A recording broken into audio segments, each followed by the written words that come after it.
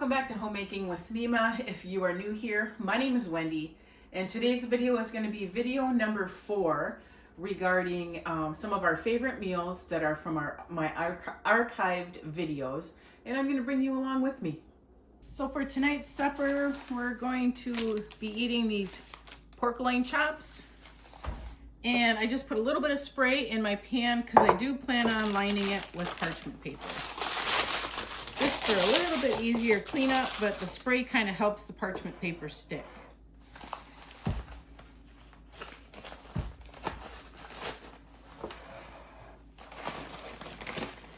I think these might be a little frozen still. That's why I want to get them out and get them into their pan. You can thaw out some. I am just going to bake them tonight. Nothing special. Try to get them in here so they lay good.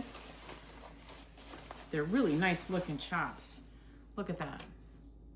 Beautiful. This is from the pork, the half a pig that we ordered from 2024. Let's see. Try to get things to sit somewhat okay in here. Might overlap a little bit. All right, I'm gonna go grab some seasonings. I don't know what I'm gonna put on them yet, and we'll get it on there. I washed up my hands.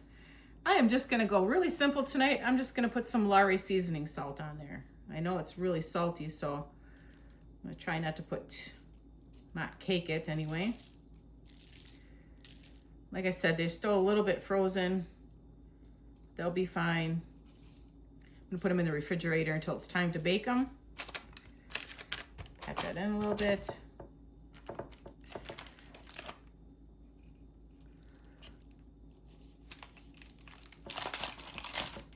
I got them laying in there nice, so I'm gonna go this route. And then we'll probably just have barbecue sauce with it, you know, when we go to eat it. I won't put barbecue sauce on it. We'll just have barbecue sauce on the side for dipping. All right, I'm gonna get some foil for that, and I'm gonna put that into the refrigerator. With the pork chops, I opened up the last can of corn. This is out of that basket of Need to Eat Up first. So we're gonna be eating that up. Put that on low, and I'll turn it on high when I go to put the pork chops in. But for right now, I'm just gonna utilize my crock pot and have it on low. To go along with the pork chops and the corn, I grabbed a box of julienne potatoes. These weren't in any hurry to eat up, but it's a side and it's a quick side. You just follow the directions on the box.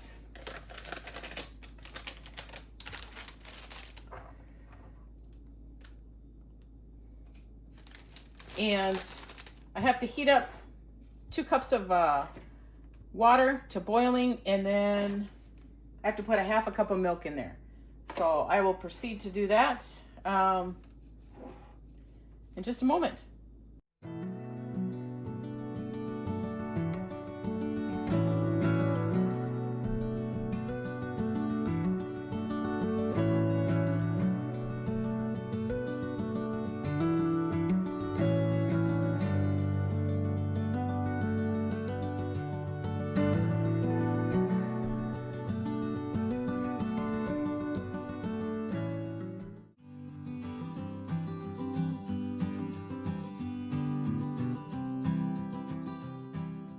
So for today's supper, I took out that last Sloppy Joe that I had in the freezer. It was made up in July, so definitely needs to get eaten up. I had hamburger buns, I'm using them up. I bought some chip dip. We're gonna have chips and we're gonna have beans. And so it's a Sloppy Joe meal tonight for supper. So I just set my Crocs in the sink. I did dishes. I have a few more to do, but this way if I get anything anywhere, it's contained.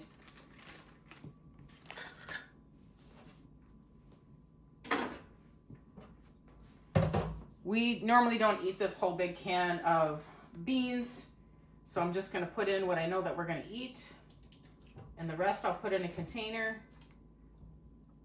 for another day. I have the Sloppy Joe and the beans in the crock pot. I'm going to turn them on low, and they should be ready in a couple hours here, and then that will be actually supper time. Probably eat an early supper tonight. I'm not going to show a finished photo or video of it. It's self-explanatory, just Sloppy Joe on a bun, beans along the side. We're going to have chips and dip, and I do have pickles in the refrigerator as well. So that's going to be it for this meal. For this meal, I decided to take out a pork roast, and it was a pork bone-in shoulder roast. And I am throwing it into the crock pot. I'm going to let it cook on low for 6 hours. And then you're also going to see me get together some broccoli and cauliflower. And I am going to be making a foil packet with those. And I've done that in the past, where you get the foil and you put your vegetables, in with it. Then you put in oil of some sort and any kind of seasonings that you want. You put it into either your oven, or you can put it onto your grill, and you can cook them that way. And they turn out great every single time. Now, I don't have a time for it because each time it's different. One bag compared to 2 bags. As you see here, it was 2 bags. And I didn't keep track of it. I just put them into the oven, and I just checked on them. And the way to check on them is you can open your foil packet just a little bit, and you can check to see if they are cooked yet or not. Or you can roast your frozen vegetables as well. But I choose to do the foil packet just because it's just something that I've done, and it's something that my family enjoys. With this pork dinner, I decided to make one of those packets of Knorr noodle packets. It was the creamy chicken. And here you can see I have the vegetables in the oven. They're pretty much done. And I have the roast over here settling down before I cut into it. And then I'm going to show you the plate, and it was actually a very, very good meal. As you can see, it just looked good.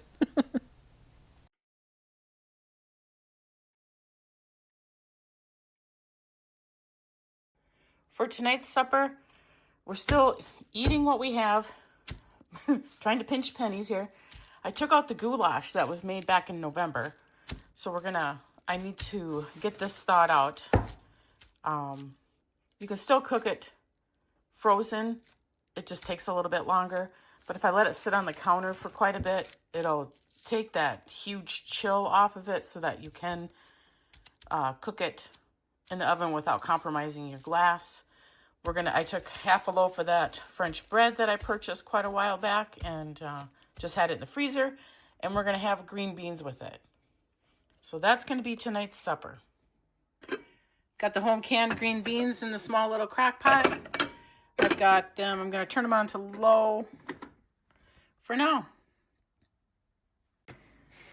So here's the goulash. I just turned the oven on to heat it up.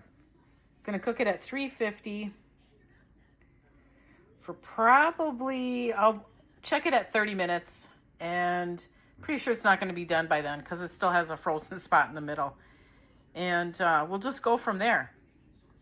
But I am putting on this mozzarella cheese that I had in the refrigerator. A little extra cheese isn't going to hurt anything. Plus I have it and I need to use it up. All right. Quite frankly, you cannot go wrong with a goulash. All goulash is a spaghetti sauce, a noodle, some cheese, some meat, and that's pretty much it. It's whatever you want to make of it. Okay, so for tonight's supper, I'm gonna make my own version of taco dip that you eat with Tostito chips. You can use the scoops, you can use the flat ones, any of them. You can use Doritos or Frito chips. What it consists of is taco meat, taco sauce, 8-ounce package of cream cheese, probably about 8 ounces or a cup of sour cream. And for the toppings, it's going to have lettuce, green pepper, tomato, onion, and shredded cheddar cheese, or your cheese of choice. And first, what I'm gonna do is I'm gonna prep all my vegetables and my onion in that, and then I will bring you along when I get it all put together. Okay, so in my mixing bowl, I've got the softened cream cheese. Then I'm gonna put some sour cream and taco sauce in with it. I have no measurements, I just eyeball it. But I do use 8-ounce brick of cream cheese.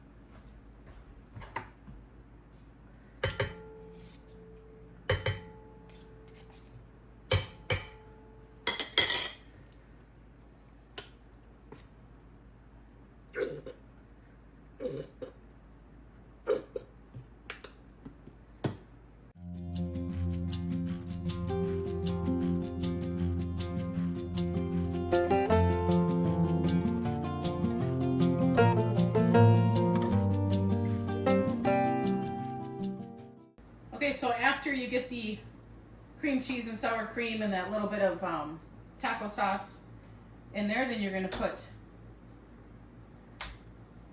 this down for the first layer.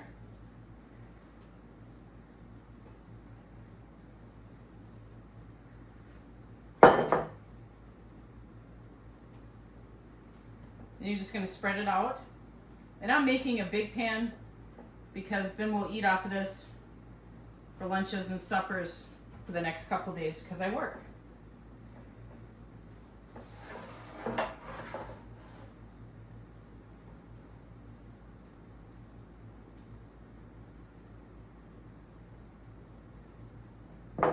All right, I'll get this in the sink. All right, so now I've got my layer of cream cheese, the sour cream, and the taco sauce. And this hamburger is pre-cooked with the taco seasoning. So now I'm going to put this whole package, and that's going to be the next layer. Now, if you cook yours that day, you have to make sure that your hamburger is not hot at all. You want room temperature, or, you know, chill your hamburger before you make this.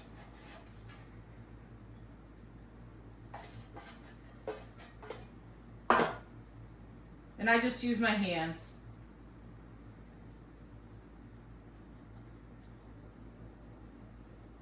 And I just kind of press it down into the cream cheese mixture so that when you dish it out, you put it on your plate, you scoop it with your chip, you got everything is together. And I'll be right back to get the toppings on. Okay, so we're gonna go in with our onion.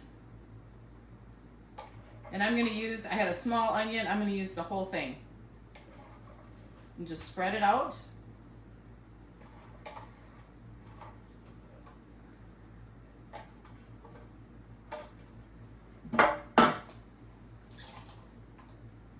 Then I'll put on my green pepper, and you can put anything on here. You can put black olives, if you want colored peppers, put that. I'm gonna save a little bit for the top. Then my tomato.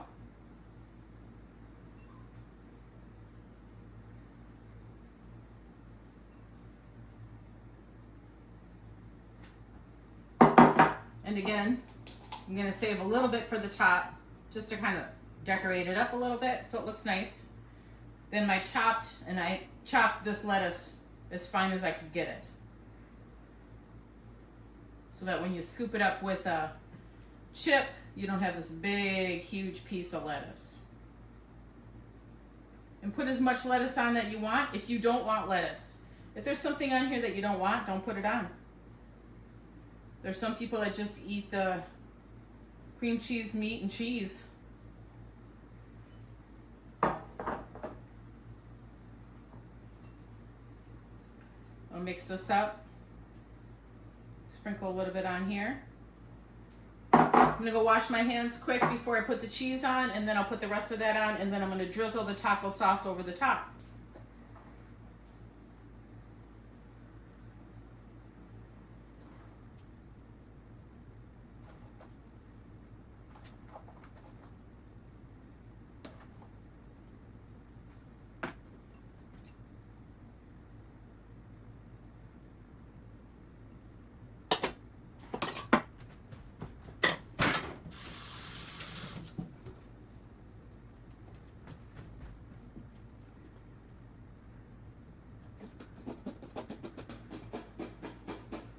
Yeah, just enough to finish that.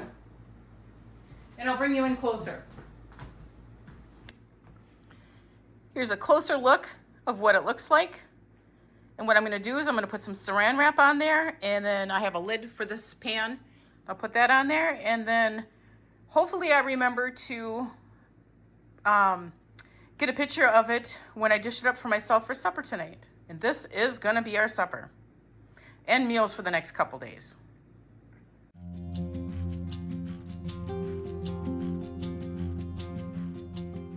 So for tonight's supper, I've taken out 2 arm roasts, and they're from last year's beef. I still have a lot of roasts that need to be eaten up from last year. And all I did was I stuck both of them in the crock pot. They're still a little bit frozen, so it's going to take a long time. It's going to take all day.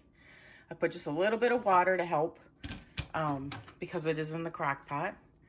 And I believe with it, we're going to have some of our potatoes from the garden, and I've got carrots in the refrigerator, and possibly some green beans.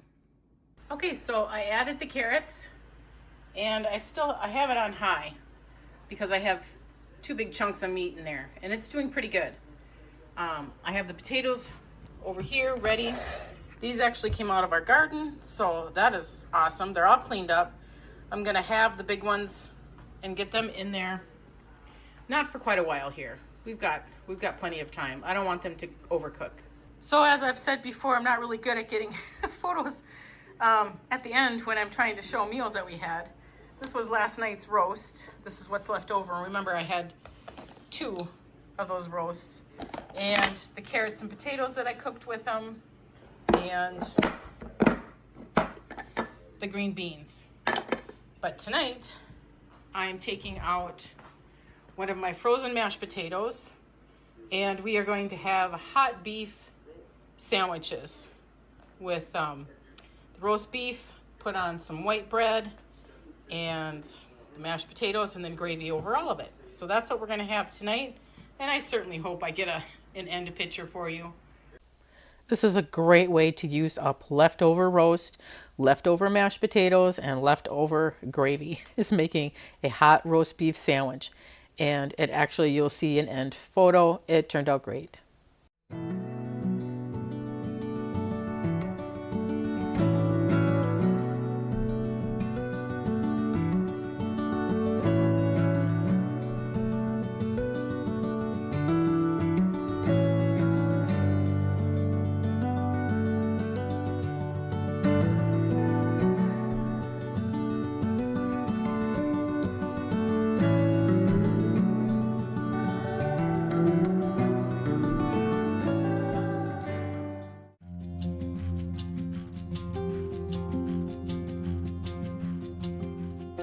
Okay, so I'm going to make a dessert that I have never made before. I'm going to make what's called a Kool-Aid pie. And it has 4 ingredients: sweetened condensed milk, Kool-Aid. It's upside down because I opened the back end of it. 8 ounces of, well, and this is 14 ounces of sweetened condensed milk, a packet of Kool-Aid, and 8 ounces of Cool Whip or your generic brand. And I'm going to bring you along with me. I've never made it before. When I told my family what I was making, they kind of cringed about it. So we'll see how this all turns out. So it says to put the sweetened condensed milk in with your packet of Kool-Aid and mix it until it's thoroughly combined. So that's what I'm going to do. And I chose cherry Kool-Aid. I'm not a big Kool-Aid person, and it's the unsweetened Kool-Aid. You don't need any sweetened because of the sweetened condensed milk.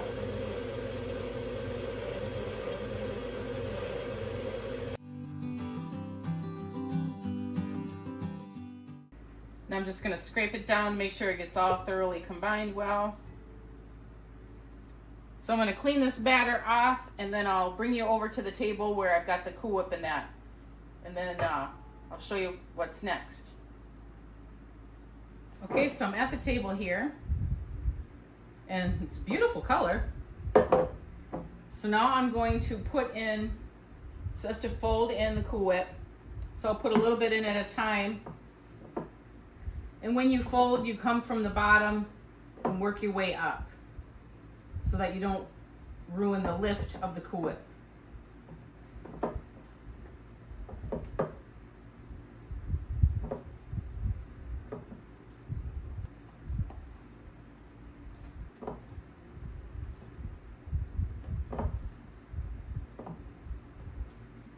So there was 4 ingredients: sweetened condensed milk, pack of Kool-Aid, an 8-ounce package of Cool Whip, and a graham cracker crust. I think I forgot to mention that. A pre-made graham cracker crust. You can make your own, but I had this to use up and I'm going to use it.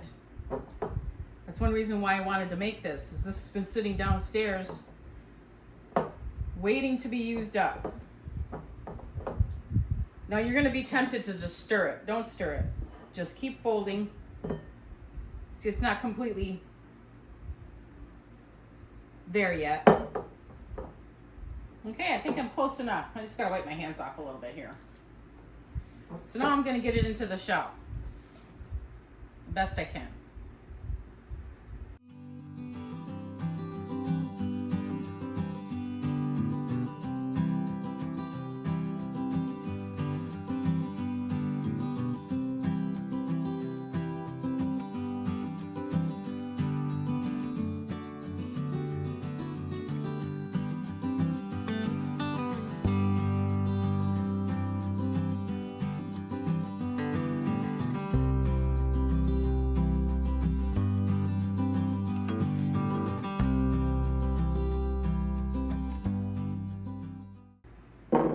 All right, so I'm just gonna put the lid on this and put it in the refrigerator, and then we'll sample a piece tonight.